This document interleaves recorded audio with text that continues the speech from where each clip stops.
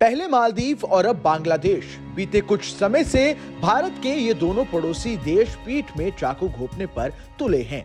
मालदीव के बाद अब बांग्लादेश में भी भारत विरोधी अभियान देखने को मिल रहा है। वहीं बांग्लादेश, जिससे दोस्ती निभाते हुए भारत ने पाकिस्तान से लड़ाई मोल ले ली थी, लेकिन जहां भारत एक और दोस्ती निभाता रहा, वहीं बांग्लादेश मालदीव के गद्दारी के रास्ते पर चलने लगा है। बांग्लादेश में इस साल जनवरी में हुए आम चुनाव के बाद लगातार भारत विरोधी अभियान देखने को मिल रहा है। दरअसल बांग्लादेश की मुख्य विपक्षी पार्टी बांग्लादेश नेशनलिस्ट पार्टी इस चुनाव में शेख हसीना के नेतृत्व वाली पार्टी अवामी लीग से हारने के बाद चुनाव का बहिष्कार कर रही है। ऐसे में पार्टी ने भारत पर चुनावों को प्रभावित करने का आरोप भी लगाया है। इसके बाद से ही बांग्लादेश में सोशल मीडिया पर इंडिया आउट अभियान देखने को मिल रहा है। ये अभियान भी मालदीव में चुनाव प्रचार के समय मोहम्मद मुइज़ू की ओर से चलाए गए अभियानों की तरह ही है। एक मीडिया रिपोर्ट के अनुसार इंडिया आउट अभियान के तहत बांग्लादेशी जनता का एक वर्ग चुनाव में अवामी लीग की भूमिका को लेकर नाखुश है।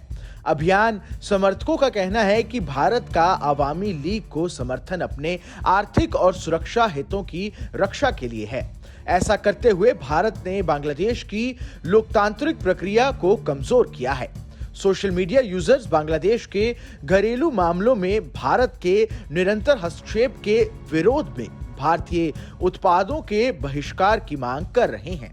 रिपोर्ट्स के मुताबिक बांग्लादेश में पिछले दशक में हुए चुनावों में सत्तारूढ़ अवामी लीग पर लगातार हेराफेरी के आरोप लगे हैं।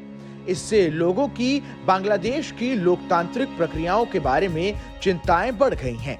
कई लोग ये मान रहे हैं कि अवामी लीग को भारत से समर्थन मिल रहा है।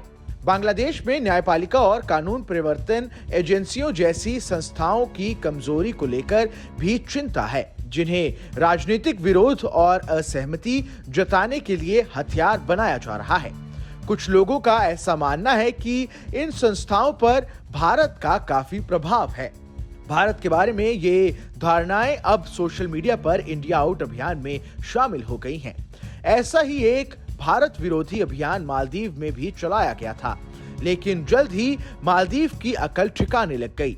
इसके बाद भारत सरकार के एक्शन और भारतीय टूरिस्ट के बॉयकॉट मालदीव अभियान से मालदीव को बड़ा झटका लगा है और अब आलम यह हो गया है कि मालदीव के पूर्व राष्ट्रपति ने मालदीव के लोगों की ओर से भारत से माफी तक मांगी है। ऐसे में बांग्लादेश का ये अभियान कितना लंबा चलेगा, इस पर कई सवाल हैं। इस खबर में बस इतना ही। ये खबर आपको कैसी लगी हमें कमेंट कर जरूर बताएं। देश दुनिया की तमाम बड़ी खबरों के लिए देखते रहें न्यूज़ नेशन का डिजिटल प्लेटफॉर्म।